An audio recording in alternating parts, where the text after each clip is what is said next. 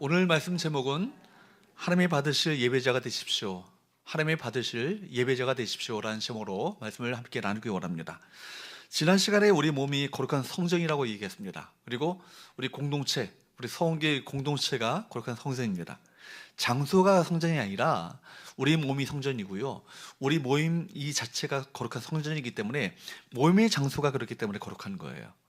여러분, 그래서 우리는 하나님 임재하시는 성전이 되어서 이 땅을 살아갈 때 우리 가는 곳곳마다 하나님의 임재를 나타내 보이며 하나님의 영광을 드러내는 거룩한 성전으로 만들어갈 책임이 우리 가운데 있는 거예요. 여러분의 학교, 여러분의 직장, 여러분의 가정 뿐만 아니라 무엇보다도 우리 교회가 하나님의 거룩한 임재의 영광이 나타나는 거룩한 장소가 될 수 있도록 여러분 주님을 날마다 모시고 주님의 임재 가운데 살아가시는 저와 여러분 되시기를 주님으로 축복합니다.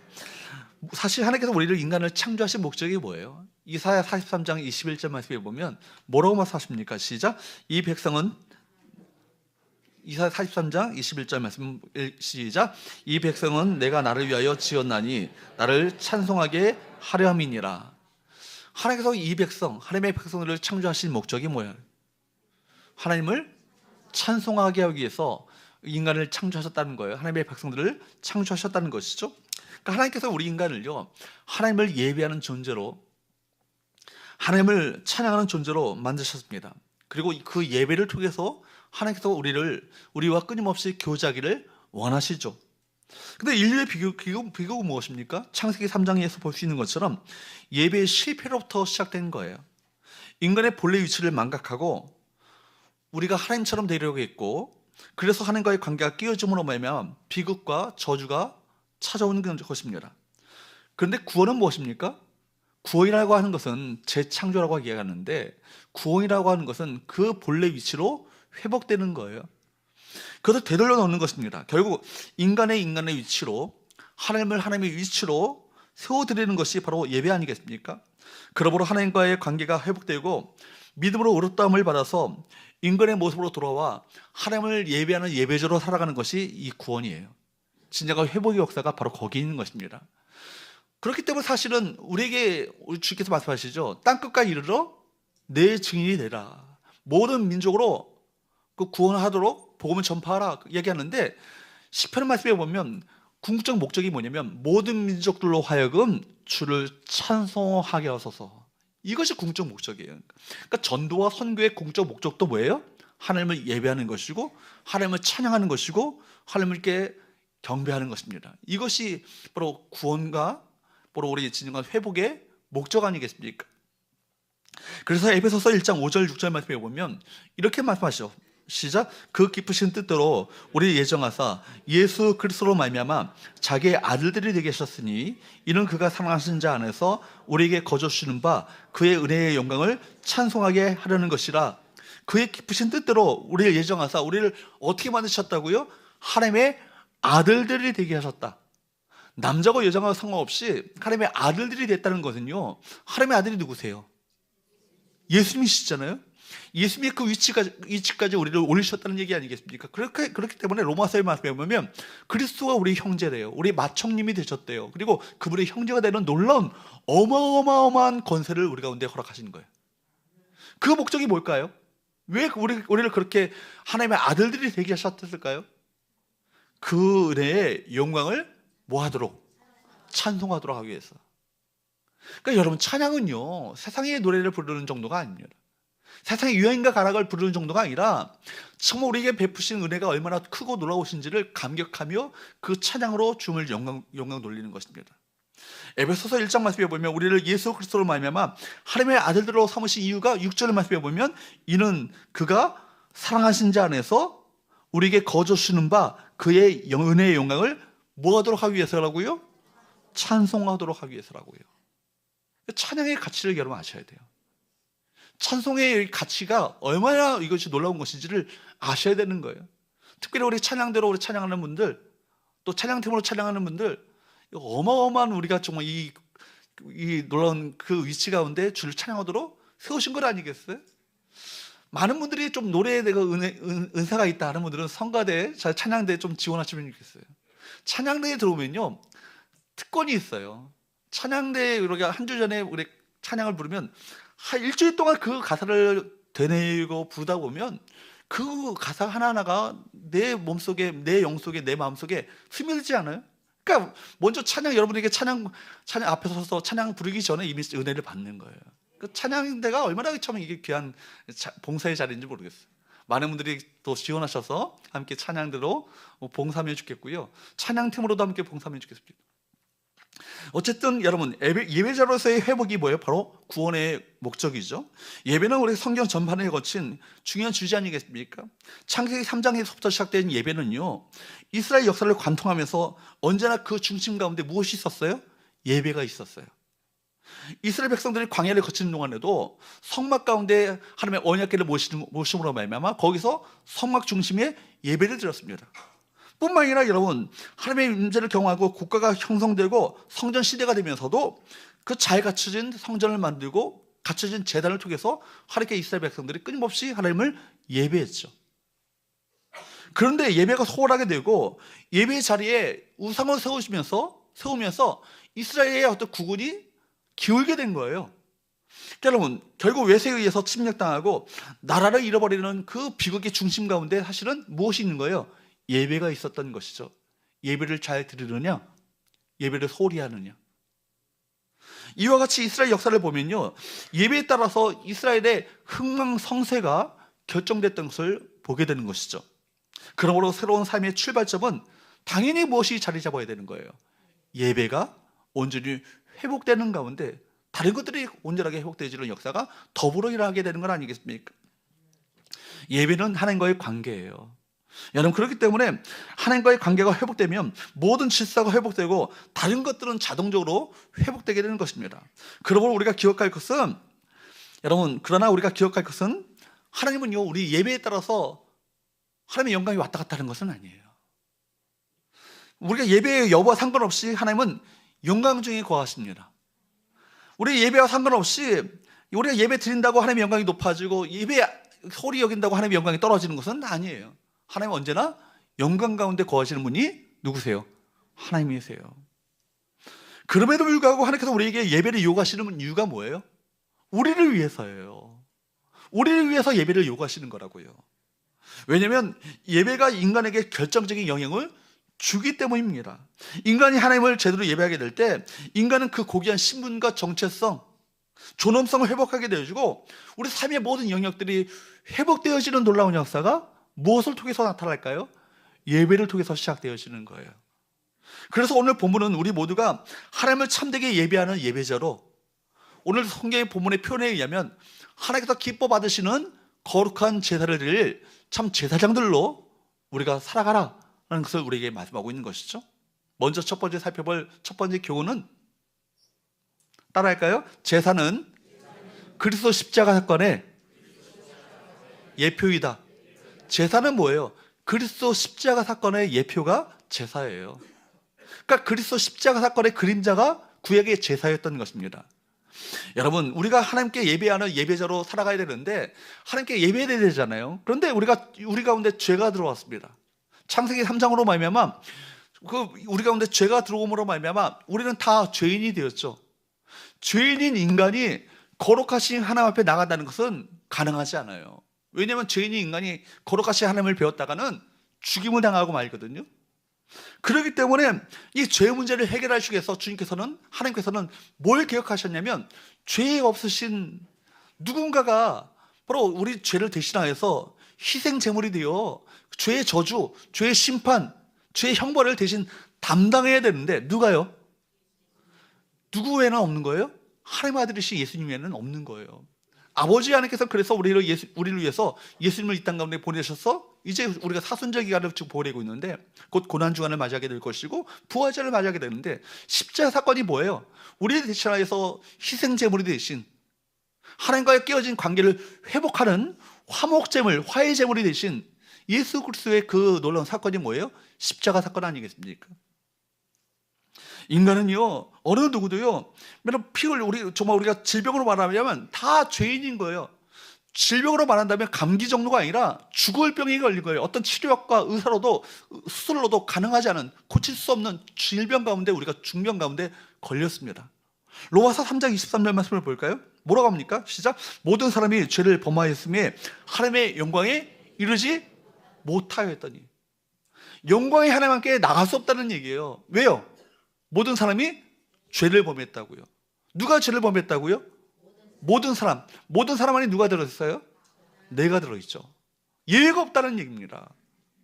그렇게 구제불능의 죄인이 인간이 하나님 앞에 나아가 예배해야 될 텐데, 죄인이 인간이 거룩하신 하나님 앞에 나갔다가는 죽고 말아요. 그러니까 나를 대신해서 누군가가 무엇인가가 대신 죽임을 당하는, 희생을 당하는 지옥의 그 죄의 저주를, 죄의 대가를 치러야 되는데 누가요?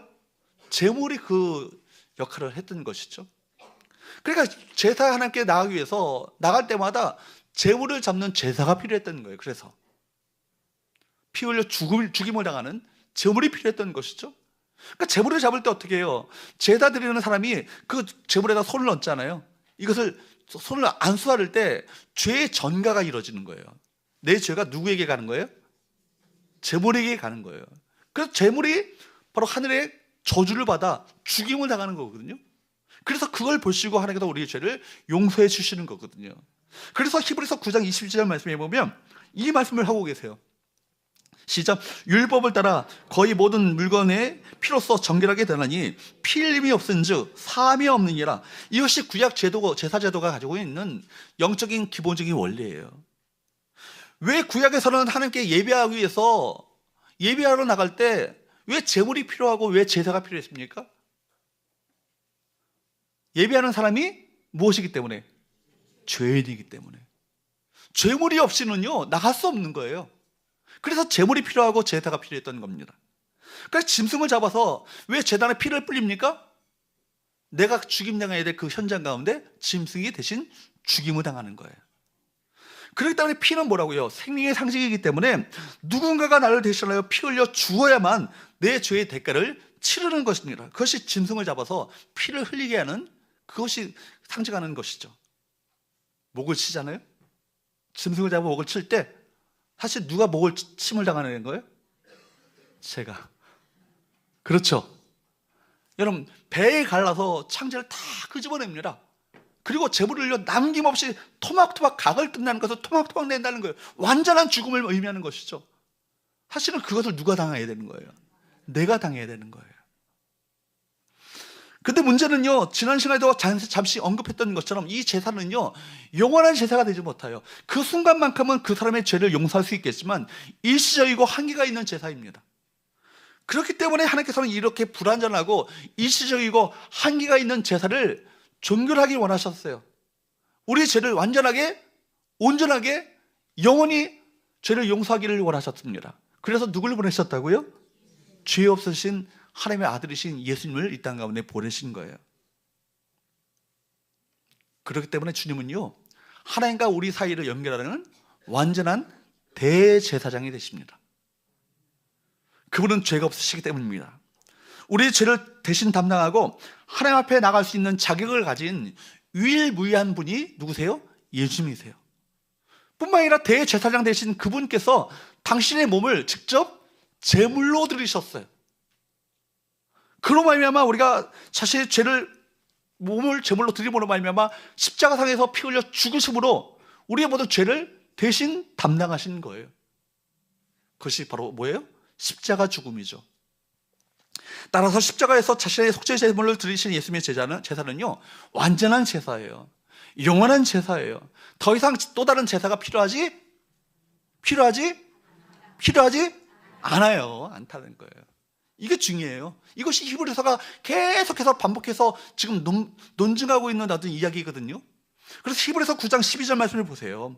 히브리서 9장 12절 말씀에 보면 뭐라고 말씀합니까? 시작. 염소와 송아지의 피로 하지 아니하고 오직 자기의 피로 영원한 속죄를 이루사 단번에 성소에 들어가셨느니라. 여기에 보면 예수님께서 희생제물의 피를 흘리심으로 말미암아 자기 피로 단번에 영원히 완전한 속죄를 이루셨다, 이 말씀을 하고 있어요. 따라할까요? 단번에 영원한 완전한 속죄를 이루셨다. 할렐루야. 그러니까 요거 한번 용서한 다음에는요 또 다른 제물이 필요하지 않다라는 거예요. 제물이 필요하지 않다는 것은 제물을 잡는 제사가 필요하지 않다라는 거예요. 그래서 안식일날 제사를 드리는 성전 중심의 제사가 종결된 거예요. 이해가 되세요? 지금 우리가 예배하는 것은 제사가 아니죠. 예배죠. 경축하는 예배예요. 뭐 언제요? 주일 한 주를 시작하는 첫날 지금 함께 모여서 함께 이 시간에 함께 주 앞에 부활을 기뻐하며 경축하는 건 아니겠습니까? 예수님 당시에도 예수님 제자들과 더불어서 그 당시에 예루살렘에 성전 제사가 계속 이루어지고 있었어요. 그러나 그 제자들은요, 그 성전 제사에 참여하지 않았어요. 왜냐하면 예수님께서 십자가상에서 단번에 완전한 영원한 속죄를 이루셨기 때문에 또 다른 제물을 잡는 그 제사가 필요하다? 필요하지 않다. 이해가 되세요? 여러분, 그렇기 때문에 여러분, 이것이 얼마나 놀라운 일입니까? 무엇이 우리 죄를 깨끗하게 하실 수 있을까요? 오늘 본문은요, 분명하게 선언하는 거예요. 오직 예수 그리스도의 피, 예수 그리스도의 보혈 외에는 어떤 것을 가지고도 우리를 깨끗하게 정결하게 할 수 없다라는 거예요. 구약의 율법에 의하면 음식을 가지고 우리 정결하게 하잖아요. 그래서 음식을 가려 먹어요. 지금도 이스라엘에 가면은 코셔라고 해서 이스라엘 백성들이, 이스라엘 사람들이 먹을 수 있는 음식들이 있어요. 코셔 마크가 그 찍혀진 음식만 먹는 거예요. 고기를 잡아도요, 그냥 잡지 않고요, 먹지 않고요, 싱크대에다가 물을 가득 담아놓은 다음에 거기다 담가놔가지고 피를 다 빼가지고 하얗게 만든 다음에 고기를 먹어요. 왜냐하면 피를 먹으면 안 되니까. 그렇게 지금도 그렇게 먹는 교회가 있죠. 옆에 있잖아요. 여러분, 그게 우리를 정결하게 만드는 것이 아니라는 거예요. 예수께서 말씀하셨잖아요. 사람의 들어가는 것이 우리를 더럽게 하는 것이 아니라 사람의 마음속에서 나오는 것이, 그것이 우리를 더럽게 한다고요. 그렇기 때문에 여러분, 십자가에 달려 자신을 속죄의 제물로 드리는 것 외에는 우리를 정결하게 깨끗하게 할 수 있는 것은 아무것도 없다라는 것을 기억하기 바랍니다. 예수의 피로 죄사함을 받은 은혜를 받을 때 우리는 양심의 가책에서 회복될 것이고, 또 우리가 죄사함의 은혜 가운데 기쁨이 넘치지 않겠어요? 바로 예수의 피가 인간의 죄에 대한 유일한 완전한 해답이 되심을 믿으시길 바랍니다. 그렇기 때문에 오늘 본문이 이것을 정확하게 증거하고 있는 거예요. 우리가 예수 그리스도를 힘입어 하나님 앞에 담대히 나갈 수 있게 되었고, 예수 그리스도가 하나님과 우리 사이를 연결하는 유일한 중보자, 대제사장이 되셨고, 또한 우리를 위한 완전한 영원한 속죄 제물이 되셔서 하나님과 우리 사이를 온전히 관계를 회복시켜 주셨다. 속죄를 위해서 그렇기 때문에 더 이상의 또 다른 제사가 필요하다? 필요하지 않다. 속죄를 위해서 또 다른 제물이 필요하다? 필요하지 않다. 그렇기 때문에 여러분, 우리 죄를 속죄하기 위해서, 하나님 앞에 예배하기 위해서 또 다른 어떤 사람에게 가서 대신 죄를 대신 고해달라고 부탁할 필요가 있어요, 없어요? 또 다른 사제에 가서 고해를 하면서, 고백을 하면서 내 죄를 위해서 좀 대신 빌어달라고 얘기할 필요가 있어요, 없어요? 없어요. 우리가 직접 하나님 앞에 나가는 거예요. 또 다른 어떤 성모에게 빌어가지고 내 죄를 대신 좀 빌어달라고 그렇게 성모에게 구할 필요가 있어요, 없어요? 또 다른 성인에게 베드로요, 바울이요, 우리 위해서 기도하여 주옵소서, 그렇게 구할 필요가 있어요, 없어요? 없어요. 이 사실만 정확히 알면요, 카톨릭의 거짓 교리에 넘어가지 않아요. 성경은 끊임없이 그거를 우리가 그렇게 하는 순간 또다시 예수 그리스도의 완전하고 온전하고 영원한 속죄를 부인하는 결과를 가져온다. 이것을 히브리서가 말하고 있는 거거든요. 사랑하는 여러분, 여러분들이 거룩한 제사장이 된 거예요. 하나님께서 직접 나아가 직접 주님 앞에 죄를 고백하고 찬양하며 경배할 수 있는 귀한 특권과 은혜가 우리 가운데 주어졌음을 믿으시기를 주으로 축복합니다. 그러면 4절 5절 말씀에 보면 이렇게 말씀하고 있어요. 그래서 시작. 사람에게는 버림바가 되었으나 하나님께는 택하심을 입은 보배로운 산돌이신 예수께 나아가 너희도 산돌같이 신령한 집으로 세워지고 예수 그리스도로 말미암아 하나님이 기쁘게 받으실 신령한 제사를 드릴 거룩한 제사장이 되지니라. 누가 산돌이세요? 예수님이시죠. 리빙스턴, 예수님이 바로 리빙스턴이 되셨어요. 그래서 산돌로 세우셔서 거룩한 집으로 세워주셨어요. 우리 또한 산돌과 같이, 예수님과 같이 예수 그리스도로 말미암아 하나님께 나아가, 이제는 뭐라고요? 신령한 제사, 육적인 세상의 어떤 제사가 아니라 영적인 제사를 드릴 거룩한 뭐가 되라고요? 제사장이 되라고요. 구약의 제사장은요, 죄인인 인간이 하나님께 감히 나갈 수 없기 때문에 대신 예배를 드려주는 거예요. 그래서 사제예요. 제사장이 사제거든요. 사제가 필요한 거예요. 그러나 성경을 말하기를 우리가 모두가 거룩한 뭐라고 됐다고요? 우리가 다 사제가 됐다고요. 할렐루야. 목사만이 사제가 아니고 여러분도 사제예요. 우리 모두가 거룩한 사제가 된 거예요. 여러분, 이 제사장의 신분이 우리 가운데 주어졌음을 믿으시기를 주으로 축복합니다. 제사장의 신분 중에 가장 중요한 것은 뭐예요? 하나님을 예배하는 것이죠. 그렇기 때문에 두 번째 우리가 살펴볼 말씀은요, 따라할까요? 우리 몸을 산제물로 드리라. 여러분, 제사에 있어서 핵심은 뭐예요? 제물이잖아요. 근데 뭘 가지고 제물을 주 앞에 드릴 것인가? 제사장이 되었는데 뭘 가지고 제물을 드릴 것인가? 이제는 더 이상 예수 그리스도께서 십자가에 달려 죽으심으로 말미암아 또 다른 희생 제물이 필요해요? 필요하지 않아요? 필요하지 않아요. 근데 하나 다른 우리에게 제물을 요구하시거든요. 너의 몸을 거룩한 산제물로 드리라. 여러분, 그래서 여러분, 우리가 하나님 앞에 하나님께 받으실 예배를 드리는 예배자가 되기를 원하시는 거예요. 그래서 로마서 12장 말씀에 보면 바울은 이렇게 말씀해요. 로마서 12장 1절 말씀을 보도록 할까요? 시작. 그러므로 형제들아, 내가 하나님의 모든 자비하심으로 너희를 권하노니 너희 몸을 하나님이 기뻐하시는 거룩한 산제물로 드리라. 이것이 너희가 드릴 영적 예배라고요. 영적 예배라는 거, 히라보로 이 말은, 이 영적이라는 말은 합당한 예배, 합리적인 예배, 마땅한 예배라는 얘기예요. 여러분, 무슨 얘기입니까? 여러분, 너희 몸을 하나님이 기뻐하시는 거룩한 살아있는 제물로 드리라. 이것이 너희가 드려야 될 마땅한 예배라고요. 이 얘기를 하고 있거든요. 베드로의 표현에 의하면 하나님께서 기뻐 받으실 신령한 제사를 드릴 제사장이 되라고 말씀하셨잖아요. 바울의 표현에 의하면 하나님이 기뻐하시는 거룩한 산제물로 드리라. 이게 뭐예요? 이것이 우리가 드릴 영적 예배인데, 첫 번째가 뭘 드리라고요? 여러분의 몸을 드리라는 거예요. 하나님, 제 몸뚱아리를 받기 원하시네요. 구약시대의 제사는요, 제물이에요. 핵심은 제물이 없는 제사가 불가능하죠. 제사라는 것은 제물을 위해서 제사가 필요한 거예요. 그렇기 때문에 그래서 구약시대에서 제물로 짐승을 바칠 때 목을 베는데, 이 목을 벨 때 내가 당해야 될 죽임을 누가 대신 당하는 거라고요? 예수님도 예수님인데 구약시대 제사에서 짐승이 대신 당하는 거라고요. 그러니까 여러분, 짐승은 죽여서 드리는 거잖아요. 근데 오늘 말씀에 보면 짐승을 죽이지 말고 뭐라고요? 살아있는 것으로 드리래요. 이게 뭐예요? 구약에서 한 것처럼 우리가 죽어야 한다는 건 아니에요.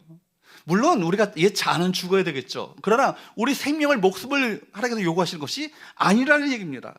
그리스도께서 대신 우리를 위해서 죽어주셨고 영원한 완전한 속죄 제물로 십자가상에서 들으셨기 때문에 또 다른 생명이 필요한 것은 아니에요. 예수 그리스도께서 우리를 위해서 십자가상에서 대신 죽어주셨다는 것을 믿는 우리에게, 이미 그 사실을 믿는 자들에게 하나님의 의가 우리 가운데 주어졌기 때문에 더 이상 죽을 필요도 없고, 우리 몸을, 우리가 다 생명을 십자가상에서, 사순절 되면 필리핀 같은 데서는요, 실제로 손에다가 못을 박아가지고 그 고행을 대신하는 사람들이 있어요. 그럴 필요가 없다는 얘기예요. 예수 그리스도께서 온전한 속죄를 우리 가운데, 영원한 속죄를 이루셨기 때문에. 그렇다면 우리가 몸을 하나님께 어떻게 드릴 것인가? 어떻게 드려야 될까요? 여러분, 이것이 구체적으로 설명하고 있는 것이 로마서 6장 13절 말씀이죠. 로마서 6장 13절 말씀을 한번 보세요. 시작. 또한 너희 지체를 불의 무기로 죄에게 내주지 말고 오직 너희 자신을 죽은 자 가운데서 다시 살아난 자 같이 하나님께 드리며 너희 지체를 의의 무기로 하나님께 드리라. 여러분의 몸을요, 죄의 무기로 주지 말고 의의 무기로, 의의 병기로 드리라는 거예요. 죄에 대해서 죽고 의에 대해서 살아가는 삶을 살아가라는 얘기입니다. 그것이 뭐예요? 이것이 거룩이죠. 거룩이 뭐라고요? 구별된 삶을 살아가는 거예요. 세상 사람들과 다른 삶을 살아가는 거예요. 이것이 거룩이죠. 그렇기 때문에 우리의 몸을요, 의의 병기로, 의의 무기로 드리는 것이 살아있는 제물인 것입니다. 우리 받은 자의 몸은요, 이제 구별된 삶을 살아야 할 사명이 우리 가운데 주어진 거예요. 초대교회 이단 중에서는요, 영지주의자들이 있었어요. 영지주의자들의 어떤 그 이론은 뭐냐면, 플라톤의 철학에 영향을 받아가지고, 플라톤 철학의 중요한 핵심이 뭐예요? 그 이론은 아니에요. 영은 선하고 육은 악하다. 그래서 영은 선하고 육은 악하기 때문에 육을요, 고깃덩어리, 죄로 물들어진 고깃덩어리로 이 몸을 생각했어요. 그래서 플라톤 철학의 영향을 받은 영지주의는 두 가지 영역이 있었어요. 몸을 끊임없이 고행을 하는, 그리고 구원이라는 것은 몸을 빠져나가는, 영혼의 어떤 감옥인 몸을 빠져나가는 것이 구원이라고 생각을 했던 것이 그 당시의 어떤 영지주의자들이었고, 하나는 아예 몸이 죄로 물들은 거니까 몸은 얼마든지 죄에 망가뜨리도록 내버려두고 방치하는 경우도 많이 있었습니다. 실제로 그래서 하나님의 아들이신 거룩하신 하나님께서 인간의 몸을 입고 오는 것 자체가, 죄된 몸을 입고 오는 것 자체가 불가능하기 때문에 십자가에 달려 돌아가신 것도 실제로 몸이 달린 것이 아니라 영이 달리신 것이다, 그렇게 얘기했습니다. 그래서 가현설이 그거예요. 그 초대교회 아주 심각한 이단이었거든요. 그런데 여러분, 성경이 말하는 것은요, 몸이 약하지 않아요. 몸이 뭐라고요? 히라보로 소마라는 말을 써요. 그래서 육신이라는 말을 쓰죠. 육신이라는 말은 사르크스라는 말인데, 이것은 죄악된 본성을 말하는 거예요. 인간의 죄된 본성. 몸이 약한 것이 아니다는 거예요. 여러분, 그래서 여러분, 성경은 오히려 말하기를 육체가 악하다 말하지 않고, 육체는 뭐라고요? 오히려 육체의 중요성에 대해서 끊임없이 이야기하고 있거든요. 고린도전서 6장 19절 20절 말씀을 보세요. 시작. 너희 몸은 너희가 하나님께로부터 받은 바 너희 가운데 계신 성령의 전 줄 알지 못하느냐? 너희는 너희 자신의 것이 아니라 값으로 산 것이 되었으니 그런즉 무엇으로 하나님께 영광을 돌리라? 너희 몸으로 하나님께 영광을 돌리라고요. 왜요? 우리 몸이 뭐니까? 성령의 전이니까. 우리 몸이 성전이래요. 그러니까 여러분, 너희 몸이 성령의 전이며 너희 몸으로 하나님께 영광을 돌리라고 했습니다. 하나님은 우리 영혼만 구원받길 원하시는 것이 아니라 우리 육체도 구원받길 원하세요. 기독교의 종말론이 가르치고 있는 것이 뭐예요?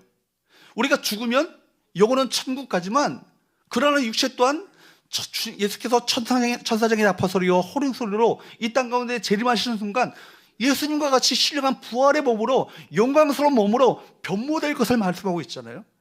그죠? 믿으십니까? 이것이 우리 기독교가 믿는 종말론이에요. 그렇기 때문에 여러분, 우리 몸을 하나님을 위해서 드려야 될 거룩한 살아있는 제물로 우리 몸을 정결하게 순결하게 지켜나가는 것, 이것 자체가 얼마나 중요한 것이겠습니까? 제물에서 중요한 것은 뭐예요? 거룩함이에요. 그래서 제물을 잡을 때요, 어떤 제물을 가지고 나와야 합니까? 흠없고 점없는 어린 양을 가지고 나오잖아요. 그러니까 예배하러 나올 때, 여러분, 제사 드리러 나올 때 어디서부터 시작되어요? 제사 드리는 사람이요, 집에서 제물을 잡을 때 짐승을 아무나 보이는 거나 탁 잡아가지고 갖고 나오는 게 아니에요. 어떻게 할까요? 제물 중에서 흠없고 점없는 것이 무엇일까? 그걸 구별하는 거예요. 그러니까 사실은 그걸 가지고 또 성전까지 가기까지 얼마나, 뭐 자동차가 있습니까? 무슨 기차가 있습니까?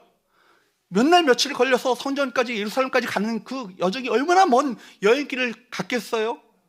그리고 제사장의 가장 중요한 책무가 뭔지 아세요? 이 제물이 흠이 없는가, 점이 없는가, 순결한 이 제물인가를 체크하는 것이 제사장의 중요한 직무였던 겁니다. 그러니까 어디서부터 시작되는 거예요, 예배는요? 제물을 구별할 때부터 시작되는 거예요. 그죠? 여러분, 그 여러분들 예배하러 나왔는데 11시 반부터 예배가 시작되는 게 아니에요. 언제부터 시작되는 거예요? 토요일날 저녁부터 시작되어지는 거예요. 그래서 토요일날 저녁부터 토요일날 밤늦게까지 드라마 보고 게임하고 무슨 영화 보고 그러면 주일날 예배가 제대로 되겠어요? 피곤해가지고. 주일날 여러분 가장 좋은 컨디션을 가지고 주 앞에 예배할 수 있도록 여러분의 몸을요 잘 준비하는 것, 이것 또한 필요한 건 아니겠습니까? 그래야 여러분, 우리가 우리 몸을 하나님께서 거룩하게 받으실 거룩한 성결한 제물로 받으신 것 아니겠어요? 몸을 준비하셔야 돼요. 토요일날 저녁까지 너무 피곤하게 이렇게 모든, 물론 어쩔 수 없이 업무 때문에 일을 하는 경우는 어쩔 수 없지만, 세상적인 오락과 쾌락 때문에 토요일 저녁까지 밤늦게까지 이런 밤새가, 청년들 보면요, 사부임을 보면요, 힘들어. 왜 그래요? 밤늦게까지 새벽 3시, 4시까지 게임을 했대. 목사님 피곤해요. 3시, 4시까지 게임하고 주일날 왔는데 안 피곤하겠어요? 당연히 피곤하죠. 야, 토요일날 저녁부터, 어저께 청년들 만나서 얘기했어요. 토요일 저녁부터 너희들 예배가 시작되는 거야. 얘기를 했거든요.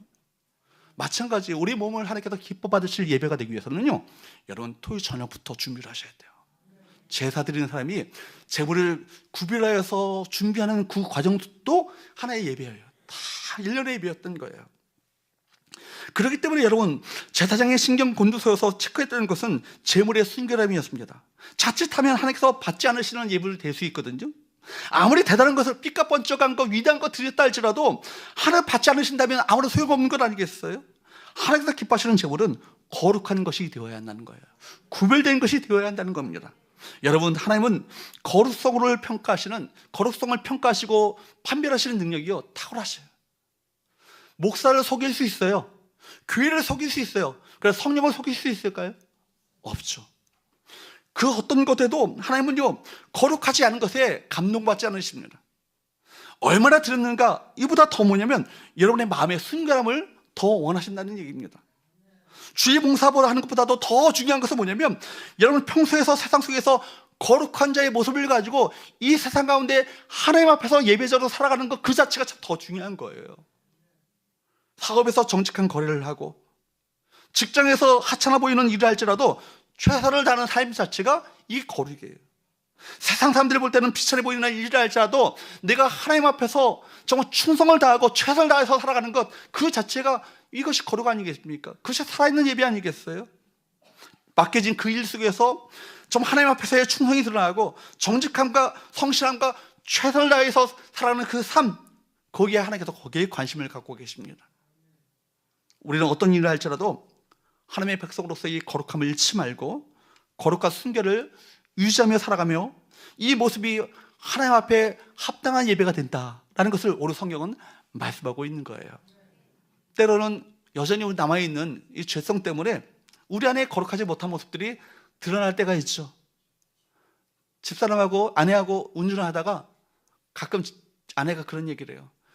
당신 운전하는 모습을 우리 성원계 성도들이 좀 봐야 되는데.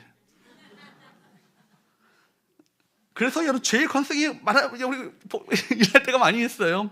그래서 어떤 일을 할 때마다 스스로 부정하게 될 때가 참 많죠. 그때마다 어떻게 하셔야 돼요? 끊임없이 그리스도의 보혈로 정결함을 경험하는 일들이 우리 가운데 끊임없이 반복되어야 되는 거예요. 그런 얘기를 집사람이 할 때마다 정신 번쩍번쩍 들죠. 아, 그렇구나, 주여. 아직도 제 허물이 있습니다. 제 아주 자취가 아직도 남아있네요. 사랑하는 여러분, 엄청난 일을 했느냐 이거보다 하나님 보시는 기준은 뭘까요? 거룩과 순결이에요. 이 땅 가운데 거룩한 그리스도의 순결한 신부로 살아가는 저와 여러분 되시기를 주부로 축복합니다. 여러분, 신부와 창녀의 차이가 뭐예요? 아름다움의 그 차이가 아니에요. 똑같이 아름답죠. 그러나 그 차이가 뭐예요? 순결에 있는 거예요. 그죠? 순결에 있는 거예요.